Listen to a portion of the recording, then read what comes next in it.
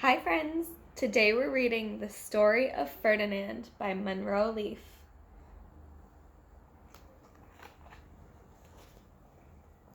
Once upon a time in Spain.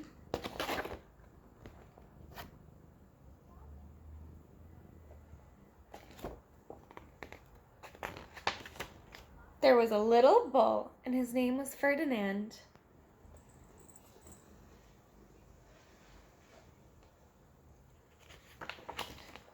All the other little bulls he lived with would run and jump and butt their heads together.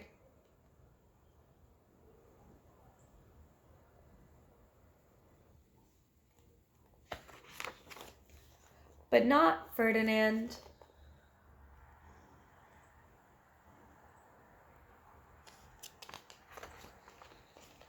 He liked to just sit quietly and smell the flowers.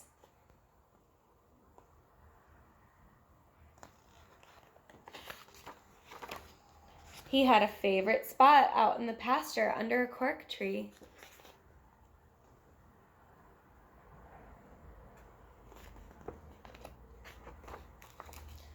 It was his favorite tree, and he would sit in its shade all day and smell the flowers.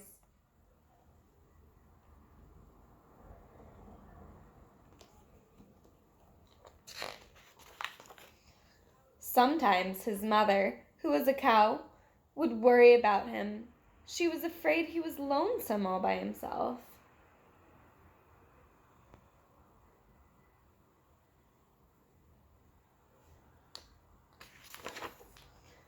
"Why don't you run and play with all the other little bulls and skip and butt your head?" she would say. But Ferdinand would shake his head. "I like it better here where I can sit just quietly and smell the flowers."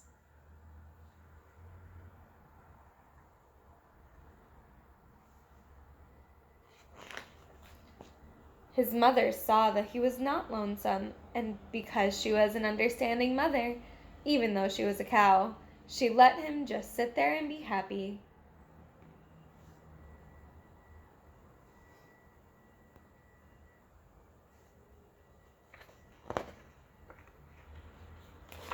As the years went by, Ferdinand grew and grew until he was very big and strong.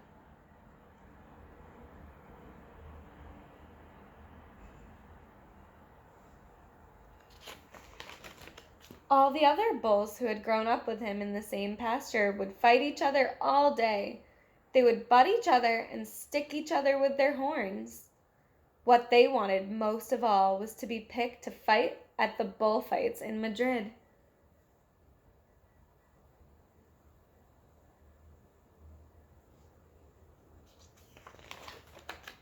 But not Ferdinand.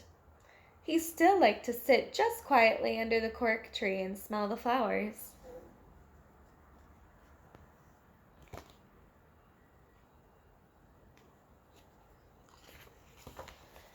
One day, 5 men came in very funny hats to pick the biggest, fastest, roughest bull to fight in the bullfights in Madrid.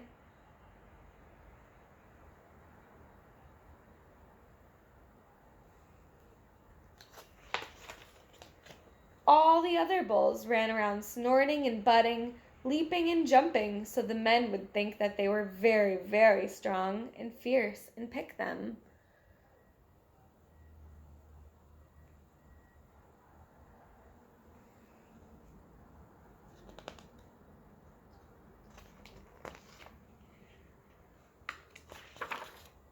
Ferdinand knew that they wouldn't pick him, and he didn't care. So he went out to his favorite cork tree to sit down.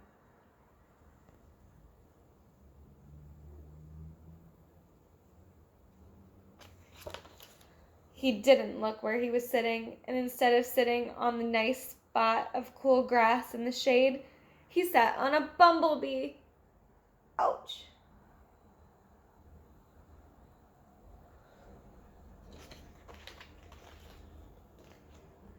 Well, if you were a bumblebee and a bull sat on you, what would you do? You would sting him, and that's just what the bee did to Ferdinand.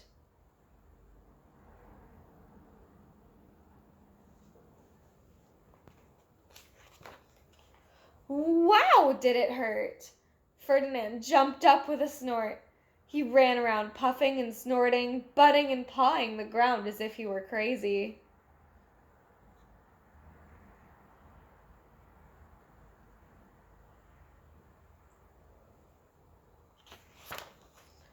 The 5 men saw him, and they all shouted with joy.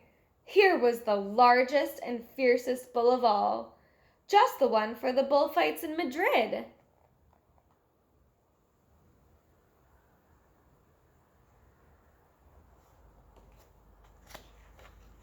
So they took him away for the bullfight day in a cart.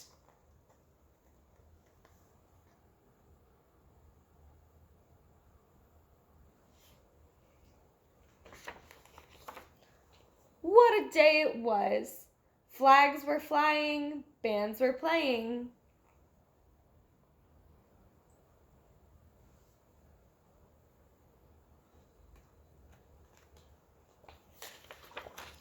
And all the lovely ladies had flowers in their hair.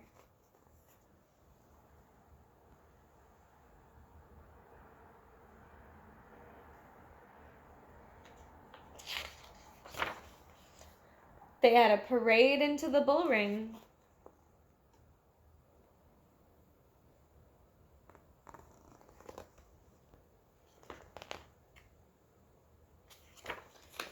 First came the banderillos with long, sharp pins with ribbons on them to stick in the bull and make him mad.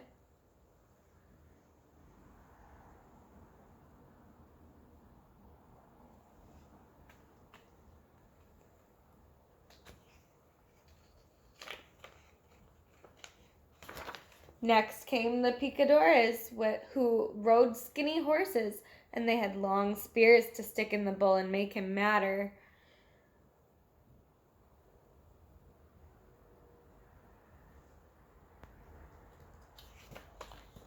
Then came the matador, the proudest of all.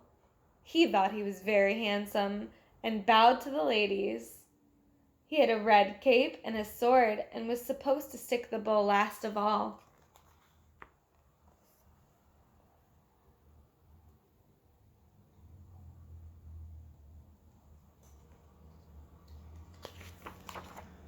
Then came the bull, and you know who that was, don't you? Ferdinand.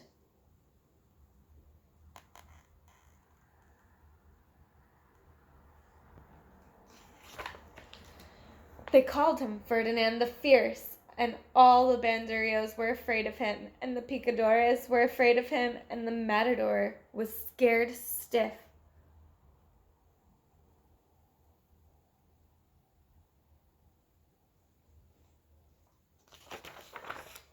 Ferdinand ran to the middle of the ring, and everyone shouted and clapped because they thought he was going to fight fiercely and butt and snort and stick his horns around.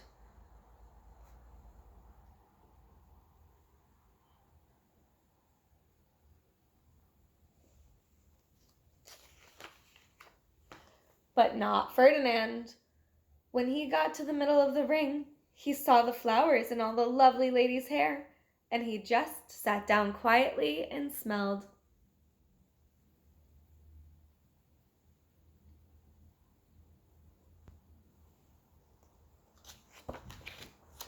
He wouldn't fight and be fierce no matter what they did. He just sat and smelled. And the banderillos were mad, and the picadores were madder, and the matador was so mad he cried because he couldn't show off his cape and his sword.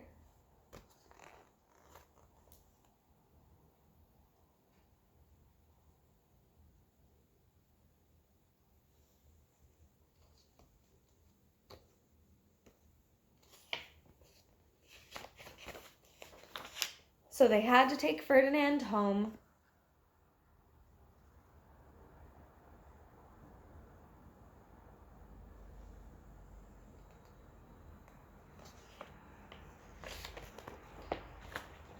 And for all I know, he is sitting there still, under his favorite cork tree, smelling the flowers just quietly. He is very happy.